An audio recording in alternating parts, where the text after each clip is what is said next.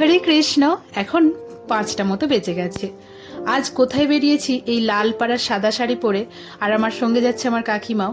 তো কোথায় যাচ্ছি সেটা জানার জন্য আজকের দিনে 12টার সময় আমাদের ফিরে যেতে হবে। এখন বাজে 12টা মতো। আর এখন দেখো ভাজা পিঠে হচ্ছে। ভাজা পিঠে এখন কিন্তু পিঠে হওয়ার সময় নয়, কিন্তু তারপরও আজ পিঠে হচ্ছে, কারণ ভগবানের জন্য হচ্ছে। আর এখানে আমের ফুরুলি এর আগে কিন্তু আমি কোনোদিনও পাইনি, তো ভগবানকে নিবেদনের পর পাওয়া হবে। আর এখানে নারিকেল নাড়ু হবে বলে এখানে নারিকেল বানানোই রাখা আছে। আর এখানে লুচি হবে, তাই জন্য এখানে আটা মাখা হচ্ছে। আর আটা মাখার পর লুচি ভাজা হবে। 12টা থেকে যে এত ভোগ রান্না হচ্ছে, এগুলো সবই কিন্তু একটা মাতাজিদের বাড়ি নিয়ে যাওয়া হবে। তোমরা তো জানোই এখন পুরুষোত্তম মাস চলছে, আর এই মাসে দীপদান করা, বাড়িতে বৈষ্ণব সেবা দেয়া কতটা পুণ্য ফল লাভ হয়। ওনার বাড়িতে দীপদানের সঙ্গে সঙ্গে ওনার যে ছোট মেয়ে আছে তার জন্মদিনও আছে, আর সেই উপলক্ষেও বলতে গেলে আজ বৈষ্ণব সেবা দিচ্ছে, মানে একসঙ্গে দুটো কাজ। যেখানে আমরা যাবো আজ, অর্থাৎ যে মাতাজি বৈষ্ণব সেবা দিচ্ছে, ওনার ইচ্ছা যে ওনার বাড়িতে 33 রকমের পদ ভোগ লাগানো হবে গোপালকে। কিন্তু উনি তো আজকে খুবই ব্যস্ত থাকবেন, কিন্তু উনি তো একা 33 রকম পদ বানাতে পারবেন না। তার জন্য প্রতিটা ভক্তকে বলা ছিল যে তাদের বাড়ি থেকে যতটুকু সম্ভব যেরকম পারবে ভগবানের জন্য কিছু না কিছু রন্ধন করে নিয়ে যেতে, নিজের হাতে বানিয়ে নিয়ে যাওয়ার কথা বলা। আর কাকিমা আগে থেকেই সবাইকে বলেছিল যে লাল সাদা শাড়ি পরতে আর মাথায় ফুল লাগাতে। মাথায় ফুল টুল লাগিয়ে সেজে গুজে সবাই কিন্তু চলে এসেছে প্রায়। আর এখন এই যে নিচের ওয়ালটাটা সাজানো হচ্ছে, আর এই মালাটা আমি নিজের হাতে বানিয়েছি ভগবানের জন্য। আর এখানে এই যে আমাদের সমস্ত অনুষ্ঠানে যারা রান্না করে দেখতেই পাচ্ছ, এই যে দিদিটা আছে, আর এই যে দূরে দেখতে পাচ্ছ ওই যে কড়া বসানো আছে, ওখানে কিন্তু রান্না হচ্ছে। আর ওপরে ছাদে ওয়ালটা সাজানো হচ্ছে, কারণ সবাইকে নিচে তো বসতে দেওয়ার জায়গা নেই সেরকম, তাই ছাদেতেই অনুষ্ঠানটা হবে। মধ্যেই সব ভক্তরা চলে আসবে, তাই সমস্ত কিছু রেডি করা হচ্ছিল। ছাদের ওয়ালটারটাকে ফুল দিয়ে সাজানো হচ্ছিল, আর সব ভক্তরা দীপদান করবে, তার জন্য এখানে দীপও কিন্তু রেডি করাই ছিল, আর ফুল আরতির জন্য সবই রেডি করা আছে। আর যে মাতাজির বাড়িতে এসেছি, এই যে এই মাতাজি যে লিপস্টিক ধরে আছে দেখতে পাচ্ছ আয়নায়, লিপস্টিক দিচ্ছে, সাজগোজ করছে। সারাদিন এত কাজ করেছে, সাজার সময়ই পায়নি, এখন ভালো করে সেজে নিচ্ছে সবাই। এবার অনুষ্ঠান শুরু হবে। সবাই মিলে বলে ফেলো হরে কৃষ্ণ। চলো, সব ভক্তরা এসে গেছে, ছাদে যাওয়া যাক।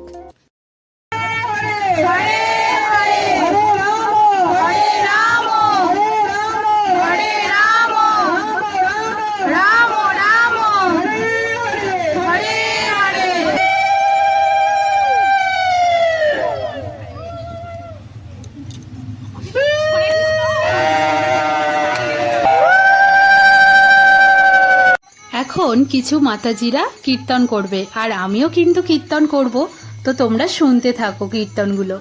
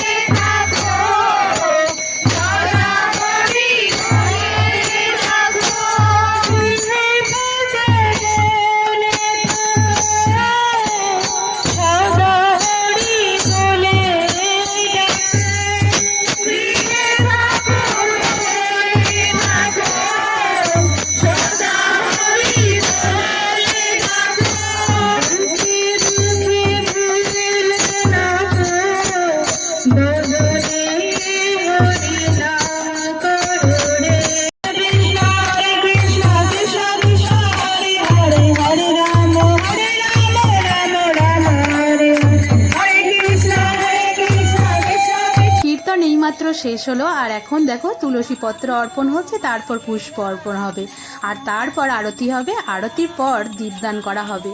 তোমরা পুরোটা দেখো, খুব ভালো লাগবে। আর আমার এখানে এত ভালো লাগছে আমি বলে বোঝাতে পারবো না।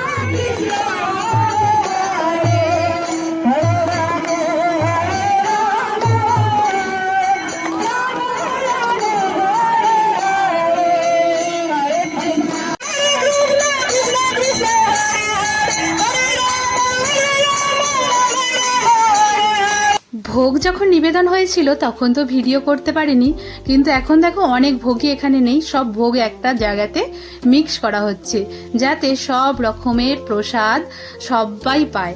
আজ বললাম না জন্মদিন আছে, আর তোমরা তো জানো ভক্তদের জন্মদিন একটু আলাদা হয়, হরে কৃষ্ণ মহামন্ত্রের মাধ্যমে কেক কাটানো হয়।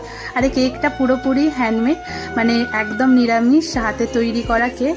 আর তোমরা কিন্তু ওর জন্মদিনে ভগবানের কাছে প্রার্থনা করো ওর শুভকামনার জন্য। আমিও ভগবানের কাছে প্রার্থনা করি ওকে যেন সবসময় ভগবান কৃপা করে। এটা আমি তো তোমাদের বলতে ভুলেই গেছি যে আজ পুরুষোত্তম মাসের শেষের দিন, আজকে এই অনুষ্ঠান হচ্ছে। সবাইয়ের মনে একটু দুঃখও আছে যে আর আজকের পর থেকে দীপদান করতে পারবে না, কারণ পুরুষোত্তম মাস শেষ হয়ে গেল। আর আজকের দিনটাতে খুব মজা হয়েছে, খুব আনন্দ হয়েছে। সত্যি ভগবান এত কৃপাময়, আর আজ এত কৃপা করেছে যে বলার কথা না। আর এখন প্রসাদ পাওয়ানো হচ্ছে, সবাই আনন্দ করে প্রসাদ পাচ্ছে। আজ ভিডিওটা এখানেই শেষ করছি। হরে কৃষ্ণ, হরি বল। আর তার আগে যার জন্মদিন তাকে আবারও একবার জানাতে চাই তোমাকে যেন ভগবান অনেক ভালো রাখে আর অনেক কৃপা করে।